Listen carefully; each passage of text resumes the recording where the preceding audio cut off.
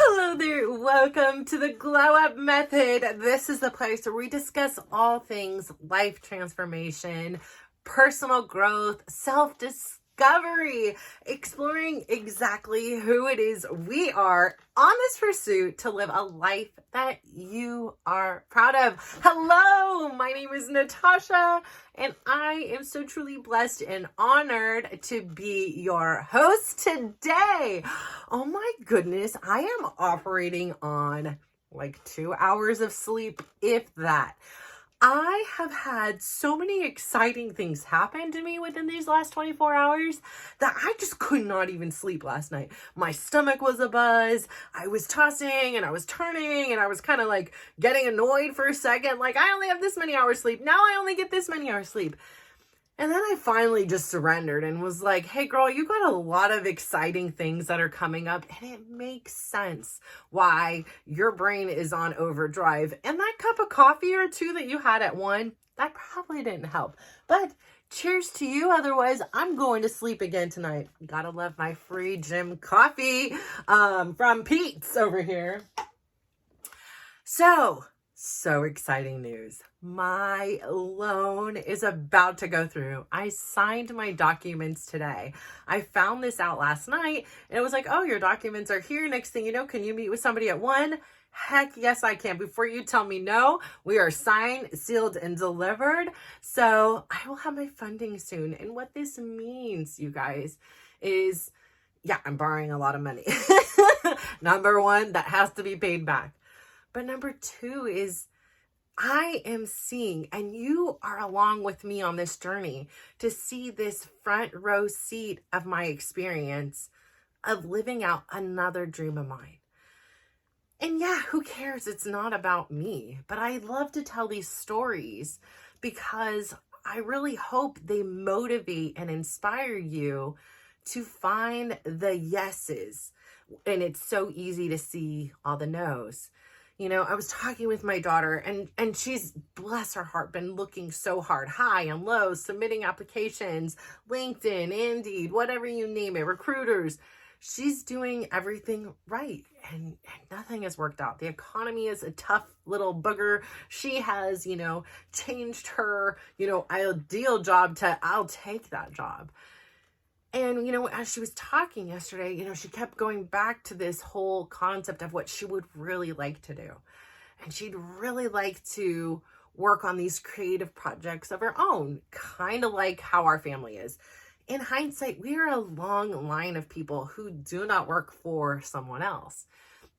We are all these entrepreneurial, creative spirits in our own rights. Like, I go back and within my uncles and aunties, and yes, there's been times that we've all had a 9-to-5, but it just didn't feel right. And the biggest hurdle between those and not having a 9-to-5 is ourselves, because it becomes so easy to not show up for yourself and not put in those 9 hours. So, she was talking about that, and, I get so hyped up, like, oh my gosh, if I was 23 and I knew what I wanted to do, and, I was just like gung-ho, and she's like, but I don't have the money and I don't have this. And I'm like, don't let that stop you. I was just telling Dad how, right now what I'm working on, that 16-year-old girl inside of me would be absolutely geeking out. That 12-year-old girl that had this, idea presented to her by this lovely couple, Bob and Cookie Calla, instilled this dream in me that I didn't even know I had.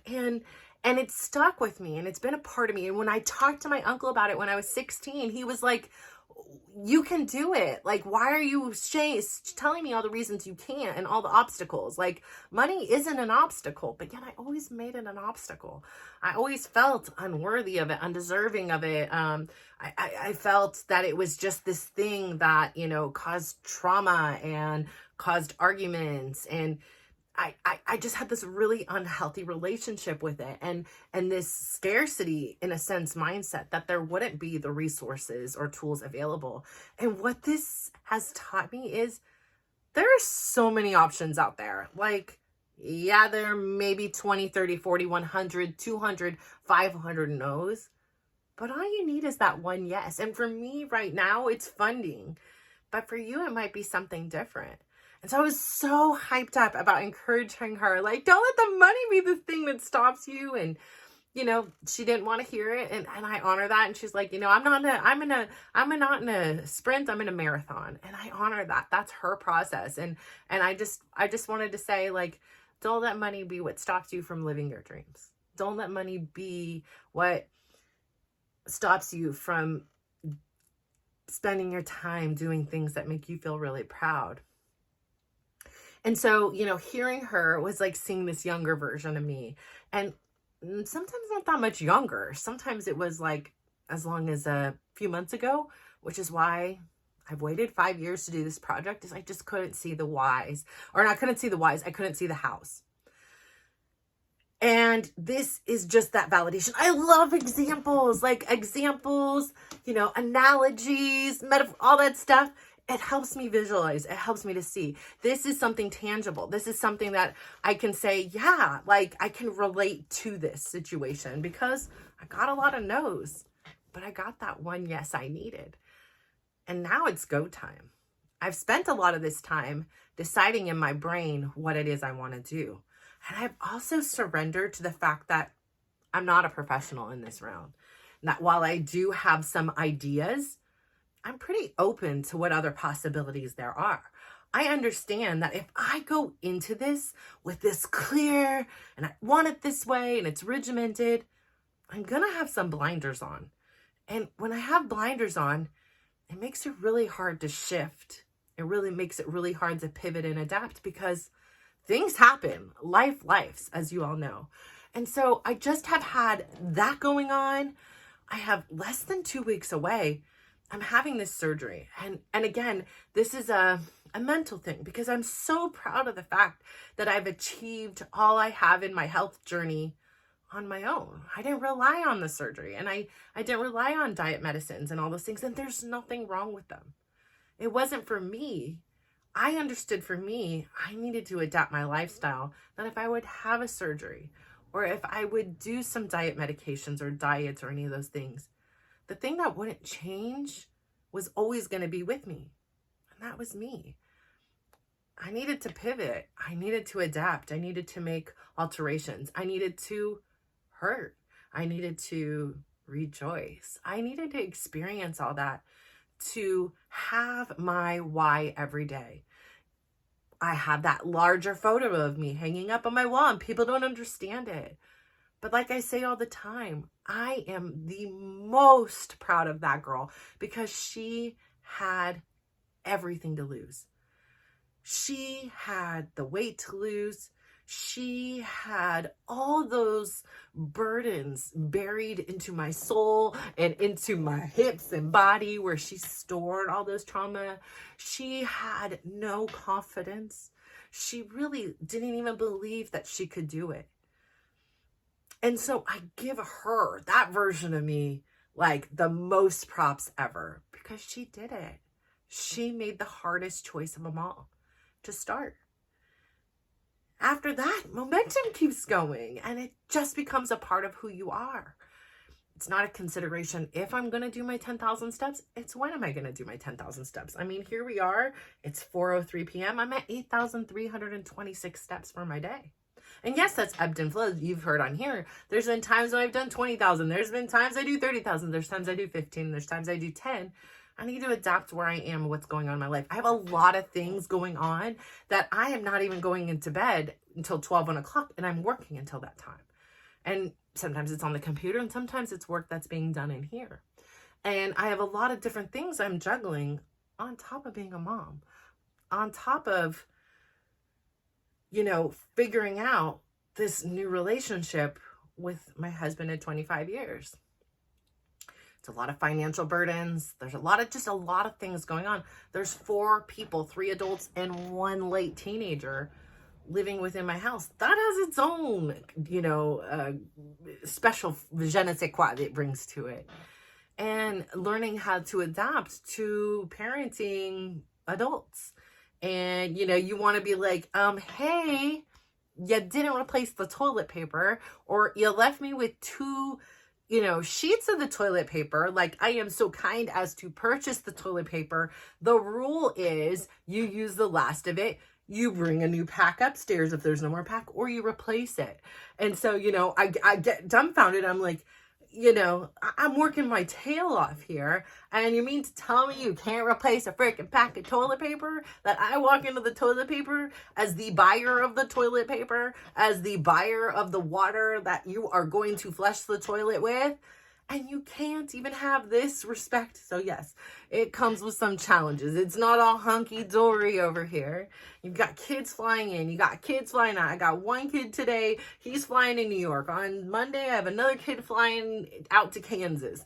Like, we're all coming and going. I got kids planning to do trips to Spain. I've got a kid tomorrow who's, you know, having a meeting with a U.S. men's national team soccer player. I've got a daughter who has these 2 interviews in these next couple of days that she is just really, really thinking and trying to see if any of them will work out, and then which one would she want the most? Where could she see herself the most?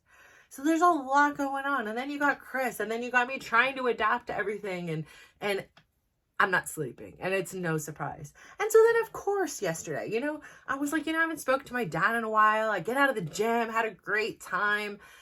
I give my dad a call. He is asleep. It's like 8 o'clock. I'm like, what? He's like, I wake up at like 4:30. So he was asleep, but I start talking to my new mom, who is my age, and I adore. I traveled with her recently. And she starts going on like, oh, do you know anybody who'd want to take a cruise? We're going on this cruise. My mom wants to go, but she doesn't want to have to pay it by herself. And I, you know, I'm in this euphoria right now. I'm about to get my loan. I just finished a great dance class. And she, you know what? These people, they know me. She appealed to my cheap side and said, it's 50% off right now. And so, you know, how am I? I mean, I'm girl mathing over here. How am I to say no to something 50% off, let alone it be a cruise? And so it's to a place I never imagined again I'd go to. But I did the whole Mexico thing. And so I did it, but I do feel like a little bit guilty in a sense because Chris and I are in such a different place. And I know what happened when I was on the last cruise. And I know what I came home to. But I have to have confidence that we are in a much different place. And that in order to be in a relationship with him, I'm not asking him to not be who he is. I'm not asking him to not go to his concerts. I'm not asking him to grow out his hair, even though I like hair. I'm learning to accept Chris for him. I am learning to understand that we are, in many ways, independent of one another. What he does is not a reflection of me, and what I do is not a reflection of him. And so I have to trust that he would support that I need something like that. Taking a trip by myself, quote unquote, because I have a few other people, gives me this security blanket to know I'm not alone. But it also gives me this opportunity, number one, to save 50%. Let's get straight up on that. The 50% got me. But also gives me a chance to recharge my battery. My battery is sometimes drained. Right now my battery is drained because I did not sleep. But to recharge my battery, to remember that on my last cruise, I experienced some of the highest highs I've experienced in my whole life. And all I was doing was dancing on a cruise ship. It wasn't anything so out there. But having 11 days to focus primarily on me was a gift. And to have this ability to be in this place where I can share who I am and run into people and really enjoy everything about it. So I'm really looking forward to it, but I'm also a little bit nervous. I'm like, what did I sign myself up for? I was like, here's my credit card, charge away, whatever. So there's a little piece of me that's like, what did I do? Oh my gosh, did I really sign up for another trip? However, I'm not in the same room as my dad and his, you know, my stepmom. That's a huge plus. Like, we did it once. We can get that off the bucket list. Sharing a bathroom with 3 people, they were on very different schedules. They were the like gambling gremlins. I don't do the gambling thing. I was the dancing machine. We came and went in very different hours.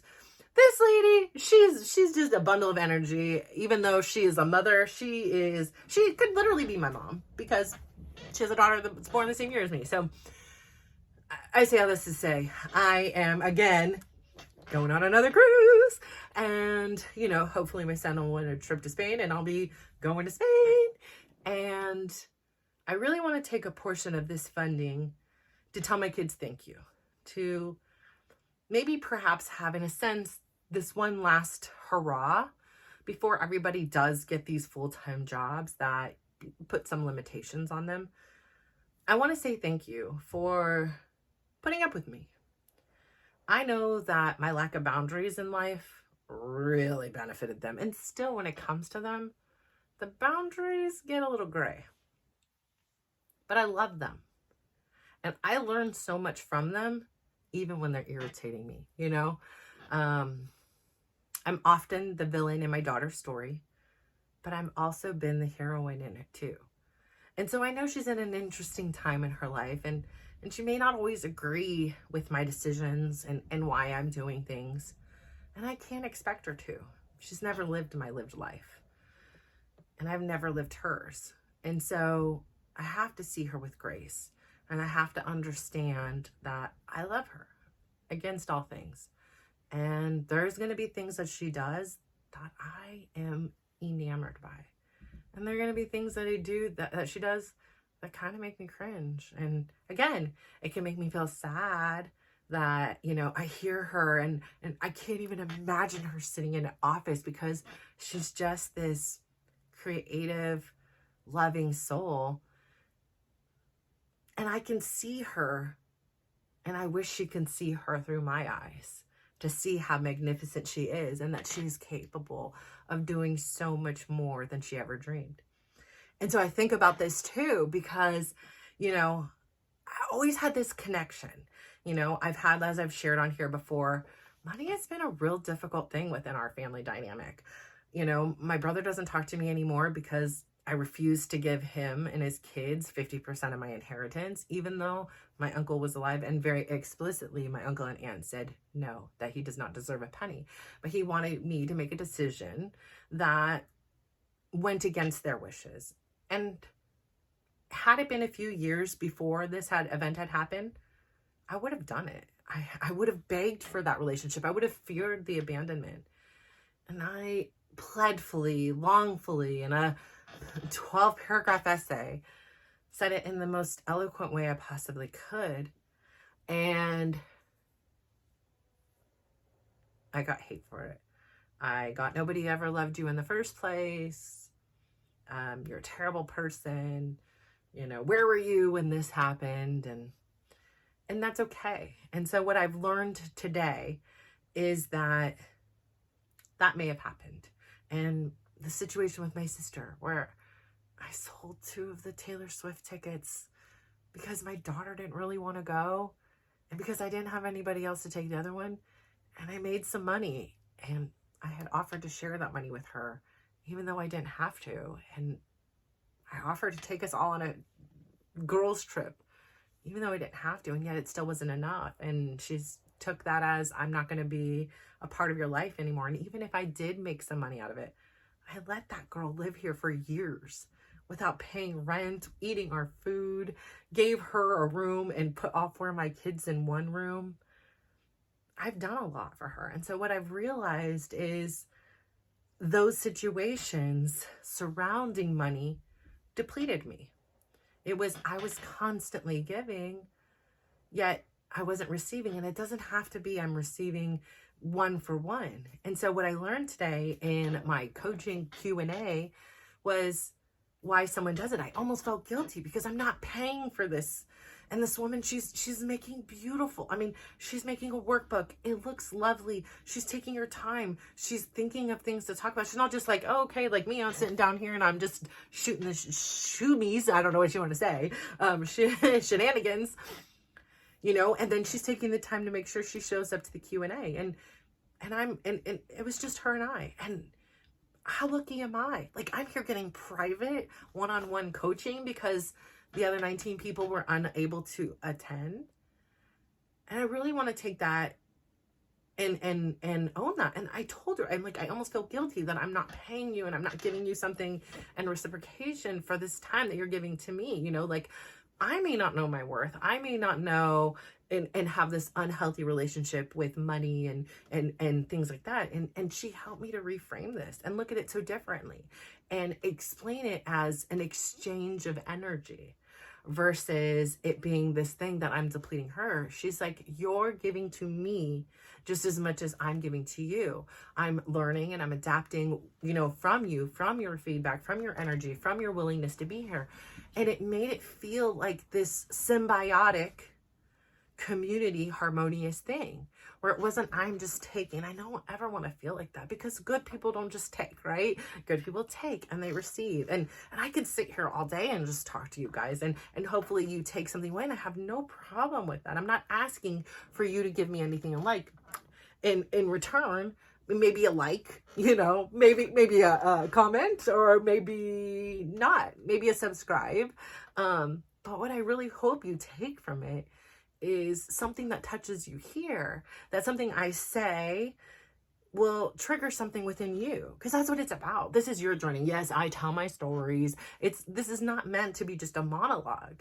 This is meant to be an engagement. I want to work with you to help and share my successes, the successes of those around me, and our failures, and the lessons that we've learned along the way.